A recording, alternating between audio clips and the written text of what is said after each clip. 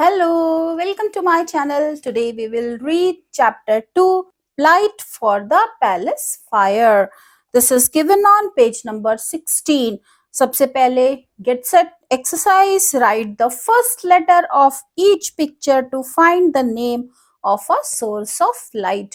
नीचे कुछ पिक्चर्स दी हुई हैं आपकी बुक में और आपको हर पिक्चर का फर्स्ट लेटर सामने दिए हुए ब्लैंक में लिखना है। ये एक सोर्स ऑफ लाइट का वर्ड बनेगा।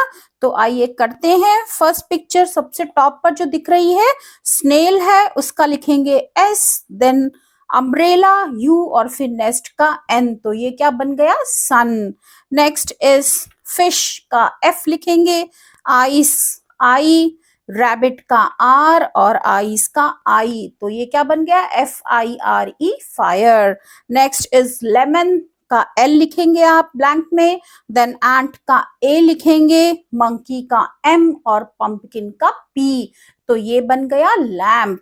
Next is tomato T, owl O, then rose R and then cake C and then horse H, तो ये कौन सा लेटर बन गया आप कमेंट सेक्शन में लिखेंगे। तो अब नीचे की एक्सरसाइज करते हैं, that is read these clues, fill in the blanks with the words you have made above. ऊपर जो आपने वर्ड्स बनाए हैं उनकी हेल्प से आपको नीचे दिए हुए ब्लैंक्स को फिल करना है। तो first is it is getting dark, amma has switched on the lamp. जब अंधेरा हो रहा है तो माँ क्या करेगी, लैम्प जला देगी। Saira has a sore throat, sore throat यानी सायरा के गले में खराश है। The doctor will use a dash to check her throat. अब जब आप डॉक्टर के पास जाते हैं, आपको खांसी आ रही है, गले में खराश है, तो डॉक्टर क्या करता है, टॉर्च जला के आपके गले में देखता है। तो यहाँ क्या आएगा, torch, TORCH। Next, Hari has made a clay pot, Hari ने एक मिट्टी का घड़ा बनाया है। He will use dash to bake it, अब वो उस मिट्टी के घड़े को पकाने के लिए क्या यूज करेगा, फायर, आग, FIRE fire. Last is Jack learned that the dash is a huge ball of hot gases. तो यहाँ पर क्या है, सन, सन क्या है, आग का बड़ा सा गोला है। तो आप फिल करेंगे SUN सन। आइए चैप्टर शुरू करते हैं। Can adults learn empathy and selflessness from a little girl? क्या बड़े लोग एक छोटी सी लड़की से सहानुभूति और सेल्फलेसनेस यानी जिसमें अपना स्वार्थ ना हो, अपना कोई लालच ना हो, तो ऐसी निस्वार्थता क्या कोई एक छोटी लड़की से सीख सकता है? Read on to find out. आइए पता लगाने के लिए पढ़ते हैं। A long time ago there was a huge palace at the top of a hill. बहुत पहले की बात है, एक पहाड़ी के ऊपर एक बड़ा सा महल था। A fire always burned in the palace and kept it warm. उस महल में हमेशा आग जलती रहती थी जो महल को गर्म रखती थी। One day the fire suddenly stopped burning and no one was able to light it again. एक दिन अचानक आग बुझ गई, आग जलना बंद हो गई और फिर कोई उस आग को नहीं जला सका। People said that the fire had died out because the people in the palace were always quarreling. और लोगों ने कहा कि आग इसलिए बुझ गई क्योंकि महल में जो लोग रहते थे वो हमेशा लड़ते झगड़ते रहते थे। क्वेरलिंग यानी फाइटिंग, आपस में हमेशा लड़ते थे। Others said that it had gone out because the winter that year was very cold.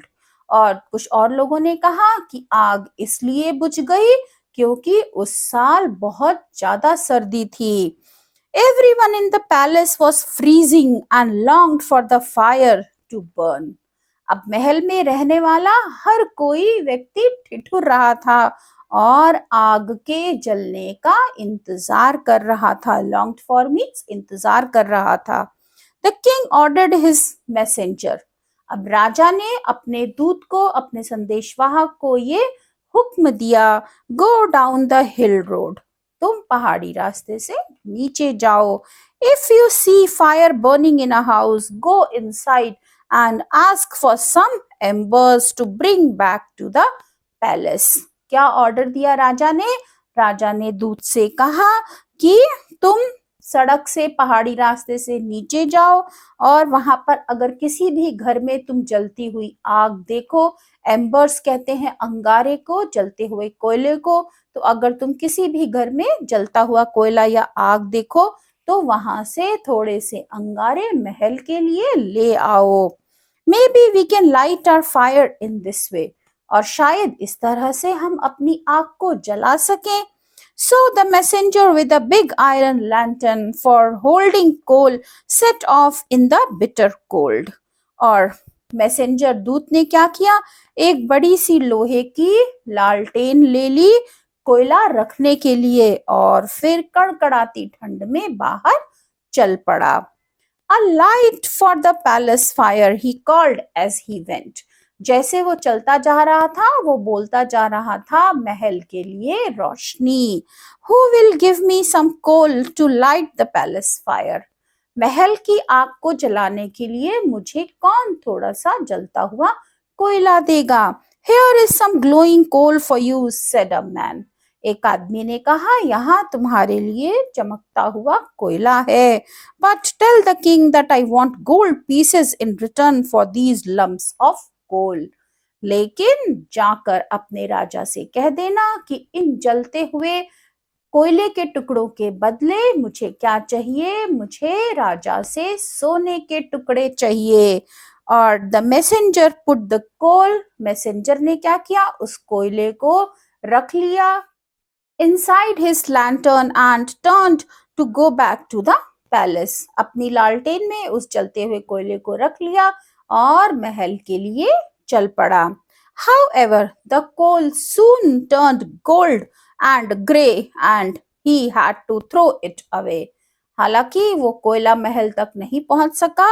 जैसे ही वो थोड़ा आगे बढ़ा वो कोयला ठंडा हो गया और राख में बदल गया और जिसे उस दूत को फेंकना पड़ा.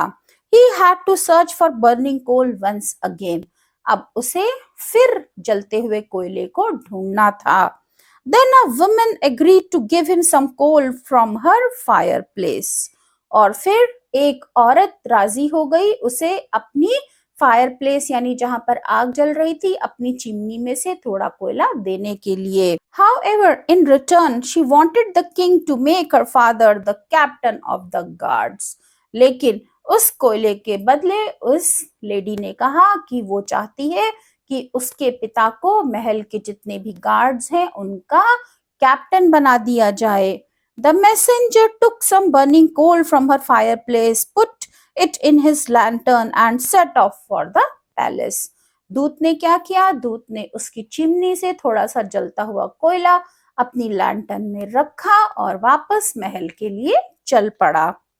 However, soon he saw that the coal from the woman's fireplace was no longer burning. अब उसने क्या देखा कि जैसे ही वो थोड़ा आगे बढ़ा कि जो उसने उस औरत की चिमनी से कोयला लिया था वो अब बुझ गया था, वो अब नहीं जल रहा था. It had turned to grey ash. वो सफेद राख में बदल गया था. So he threw it away and set off again in search of some coal. तो उसने उसे भी फेंक दिया और फिर कोयले की तलाश में वो आगे बढ़ गया. At last he came to a cottage at the foot of the hill and knocked on the door. और अंत में वो फुट ऑफ द हिल यानी पहाड़ी के निचले हिस्से में तलहटी में एक कॉटेज में एक झोपड़ी में गया और वहां पर उसने दरवाजा खटखटाया. A little girl opened the door. एक छोटी सी बच्ची ने दरवाजा खोला. She had been stirring porridge over a small fire. वो क्या कर रही थी? वो धीमी आंच पर दलिया पका रही थी. Porridge means दलिया. A light for the palace fire, she repeated when the messenger told her what he wanted. जब दूत ने उसे बताया कि उसे क्या चाहिए तो लड़की ने दोहराया कि महल की आग के लिए रोशनी. You may have as much coal as you like. तुम्हें जितना चाहिए तुम उतना कोयला ले लो. She said, Do sit down though, warm yourself and have a bowl of porridge before you start out in the cold again. लेकिन इससे पहले अंदर आके बैठ जाओ, अपने आप को गर्म कर लो और एक कटोरी दलिया खा लो वापस ठंड में बाहर जाने से पहले. Then you may have half of our fire if the king needs it. और दलिया खाने के बाद जितनी भी यहाँ पर आग जल रही है तुम उसमें से आधी आग ले जा सकते हो अगर राजा को इसकी जरूरत है. The messenger did as the little girl said. और दूत ने वैसा ही किया जैसा कि उस छोटी लड़की ने बताया. Then he lifted a small bright coal from the fire and put it in his lantern. और फिर दूत ने क्या किया, एक छोटा सा जलता हुआ कोयला उसकी चिमनी से उठाया और अपनी लालटेन में रख दिया. It will never burn all the way back to the palace, thought the messenger. और दूत ने सोचा कि ये महल तक जाते जाते ये छोटा सा कोयला जलता नहीं रहेगा, ये भी बुझ जाएगा. With each step he took, उसके हर कदम के साथ the coal grew brighter, कोयला और चमकदार होता गया. It lit up the dark road as if the sun was shining and it warmed him too. और उसके हर कदम के साथ वो अंधेरे को रोशन करता गया जैसे कि सूरज चमक रहा हो और उसको भी उस छोटे से कोयले ने गर्म रखा, गर्मी दी. When he reached the palace, the coal still burned and glowed. और जब वो दूत महल पहुंचा कोयला तब भी जल रहा था और चमक रहा था. As soon as the messenger touched it to the grey logs in the fireplace, they burst into flames. और उस मैसेंजर ने जैसे ही चिमनी के ठंडे पड़े हुए लट्ठों में उस कोयले को टच कराया, उसमें से आग की लपटें निकल पड़ी. It burst into flames. वो जल पड़ा.